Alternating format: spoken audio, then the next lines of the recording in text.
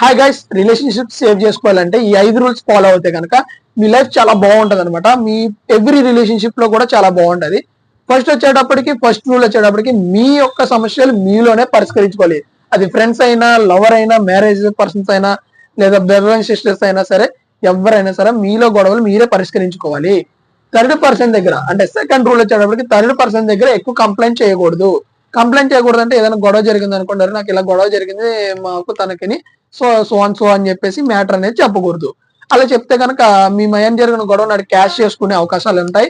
తర్వాత దాన్ని వేరే విధంగా కూడా యూజ్ చేసుకునే అవకాశం కూడా ఉంటది. ఓకేనా.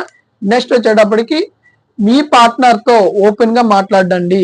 అంటే ఇప్పుడు మ్యారేజ్ అయింది అనుకోండి, మ్యారేజ్ అయిన వాళ్ళ దగ్గర మనము చాలా మంది దాస్తూ ఉంటారు బయట విషయాలు. సో అలాంటి కొన్ని దాయకుండా ఓపెన్ గా మాట్లాడితే చాలా బెటర్ అన్నో. అప్పుడు మీకు ప్రాబ్లమ్స్ ఏమైనా వచ్చినప్పుడు సాల్వ్ చేస్తారు. ఎవరైనా మనీ ఇచ్చి గట్ట దాచిన ఇలాంటివి ఏమైనా విషయాలు ఉన్నప్పుడు చెప్పేసుకోండి. ఓకేనా. నెక్స్ట్, అనుమానాలకు చోటు ఇవ్వద్దు. అంటే అనుమానాలకు చోటు ఇవ్వద్దు అంటే మీరు ఏమి దాయకండి, అనుమానం వచ్చే విధంగా దాయొద్దు. ఓకేనా.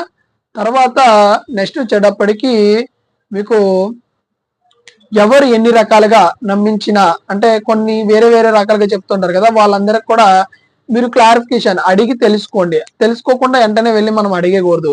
నువ్వు ఇలాగంట కదా సో అని చెప్పేసి, నువ్వు వాళ్ళతోనే మాట్లాడుతున్నావు, నాతో మాట్లాడట్లేదు, వాళ్ళతోనే ఎక్కువ తిరుగుతున్నావు, ఇలాగనేది మనం అనకూడదు.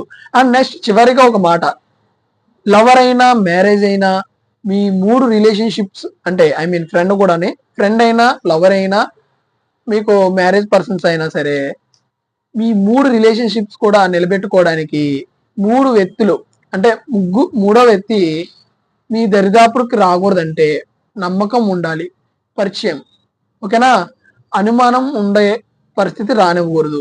తర్వాత థర్డ్ పర్సన్ లాభాలు, అవకాశాలు 10% మాత్రమే. మీరు నిజంగా నిజాయితీగా ఉండి నష్టపోకుండా ఉండాలి అంటే థర్డ్ పర్సన్ వస్తే 99% నష్టపోతారు. మీరు రానివ్వకుండా చూసుకుంటే 10% మాత్రమే నష్టపోతారు. లాస్ట్ కి మీ రిలేషన్షిప్ కాపాడుకోవాలంటే బయట వాళ్ళకి చేతిలోకి పెట్టొద్దు. ఓకేనా. ఈ వీడియో నచ్చితే కనుక లైక్ చేయండి, షేర్ చేయండి, సబ్స్క్రైబ్ చేసుకోండి. అలాగే ఇలాంటి రిలేషన్షిప్ సంబంధించిన వీడియోస్ మీకు ఏమైనా కావాలంటే కనుక కామెంట్ చేయండి. అలాగే మన దాంట్లో కూడా వీడియోస్ అనేవి వస్తూ ఉంటాయి, చూడండి. Okay, thank you so much, bye bye.